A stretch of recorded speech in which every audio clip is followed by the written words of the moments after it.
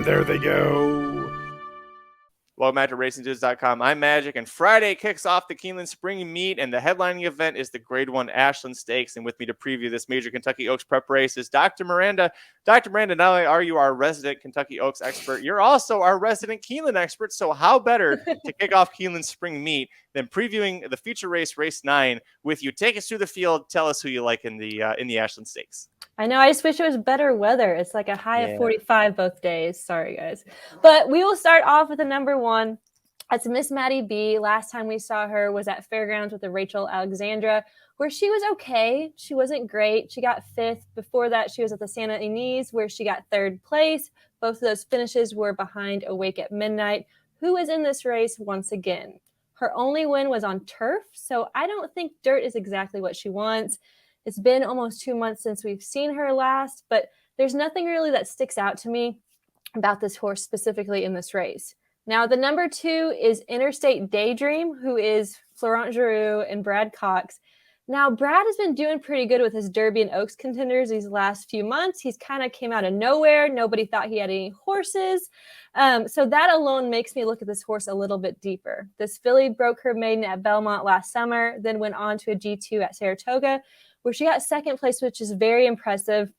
She then took off 7 months and then came back with a monster race, running an 89 buyer and winning over 8 lengths.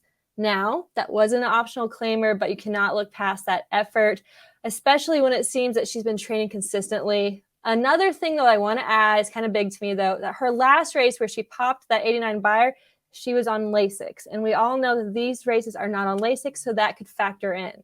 The number 3 is Awake at Midnight. She has finished in the top 3 in all of her career starts. She got 3rd in the Rachel Alexandra, 2nd in the Santa Ynez. The thing that I want to point out, though, is in the Rachel Alexandra, she was losing ground at the end, and the 2 that finished ahead of her got 4th in the Fairground Oaks and a very distant 2nd to Kathleen O in the Gulfstream Park Oaks.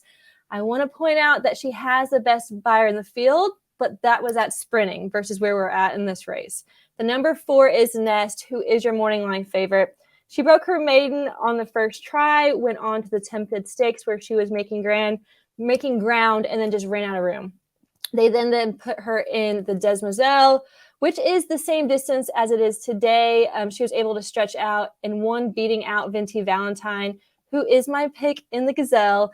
She took some time off, came back for the Suncoast Stakes where she had no issue winning at all, won by 8 lengths in the end. She likes to close, so the problem is she cannot let these front runners get too far ahead of her. But she is bred to go longer, as she is a full sister to Idol, who won at 9 furlongs and 10 furlongs each. The number 5 is Sterling Silver, who did nothing impressive in the Buescher Invitational. Her 2 wins were from 6 furlongs against State Bred. And then when they threw her into deeper water, it kind of showed maybe her talent is limited to the lower ranks of these fillies and sprints. So this time, are they not only asking her to go farther, but also against tougher company? So I'm just going to pass altogether. The number 6 is Happy Soul, who has been amazing starting off at a 2-year-old, breaking her maiden by 11 lengths, then winning an ungraded stakes at Belmont by 11 lengths again. She took some time off, 8 months to be exact, came back at Oaklawn in another ungraded stakes and won again by 3. Each of her wins have been in the 80 buyers, but something to consider is that all of her wins are at sprints. She's never raced over 6 furlongs, so that's something that we need to think about. She has a lot of speed, and I can see her going straight for the lead. But if she doesn't get it, she can stalk like she did at Oaklawn. So I like the fact that she's a little versatile. She isn't a horse that has to have the lead to win, so she's a little intriguing to me.